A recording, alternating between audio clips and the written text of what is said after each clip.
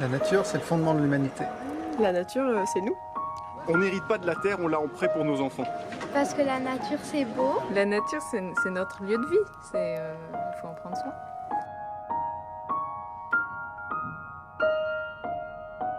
La réserve naturelle nationale François Lebaille a été créée en 1982 pour son patrimoine géologique, mais également pour protéger les colonies d'oiseaux marins nicheurs de l'île.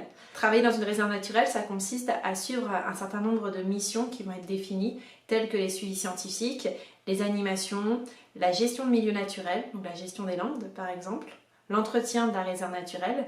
Ça va être également des missions qui vont être plutôt de l'ordre du suivi administratif. Ça fait partie de mon travail, je ne suis pas toujours sur le terrain. Deux grands volets, les suivis scientifiques, typiquement les pop reptiles, le suivi mensuel des limicoles, le suivi du gravelot à collier interrompu ou encore le suivi de la grande débris. L'autre bloc, c'est l'éducation à l'environnement. On va accueillir des scolaires, notamment une aire marine éducative que l'on suit depuis 2 ans avec l'école publique de Groix. Les animations tout public, en période estivale, aussi pendant toutes les vacances. Je suis sur un stage qui va concerner principalement les landes, donc pour lequel je réalise une étude sur l'échelle du futur périmètre d'extension de la réserve. Et je viens en aide pendant 6 mois aux équipes pour les actions d'éducation à l'environnement, d'animation et pour les actions de communication et spécialement cette année pour les 40 ans de la réserve, on organise plusieurs événements tout au long de l'été.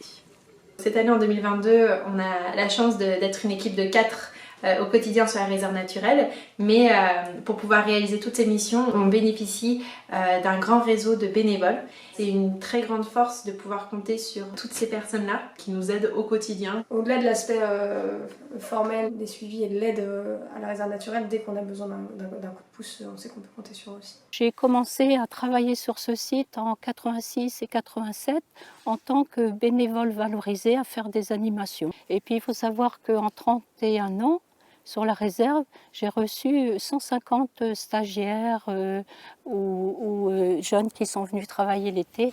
Donc chacun apportait sa richesse, sa force de travail, son énergie, sa motivation. Donc c'est une histoire d'humain avant tout une réserve naturelle. Dès 91, j'avais déjà, non 90 je crois, j'avais déjà un objecteur avec moi. Et quand le statut a été annulé, eh bien, c'est Frédéric Lecorneau qui m'a rejoint pendant 15 ans. Il y a eu une petite assoce qui s'est montée suite à la marée noire en 99. En 2000, des amis de la réserve pour venir nous aider à nettoyer la côte, etc. En 31 ans, la réserve, on a proposé 5000 animations, reçu 180 000 personnes. La maison de la réserve, on a reçu 80 000.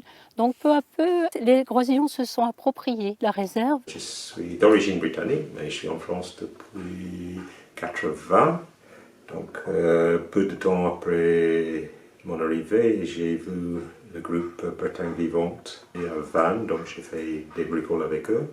Après, on a déménagé pour venir dans la région de l'Orientaise à Hennebont.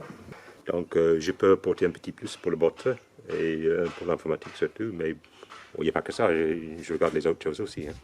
Nous sommes donc des personnes qui voulaient faire quelque chose sur l'île, protéger donc le patrimoine. On a eu quand même le premier projet en juillet 2021 où on a commencé à mettre en état donc les sillons qui étaient de la propriété de la maison de Carlard, qui appartient à l'écomusée. Après, c'est vrai que tout s'est enchaîné. Au fur et à mesure, on a travaillé le mardi sur Kélo, le mercredi dans la maison après pour remettre en état les meubles, les murs, enfin tout ce qui devait être remis en état. Et le dernier chantier vient de se terminer. C'est la remise en état des pierres, des inscriptions sur les pierres du chemin côtier. Quelque chose qu'on fait en relation étroite avec la réserve, c'est le suivi des gravelots. Et puis, les lézards,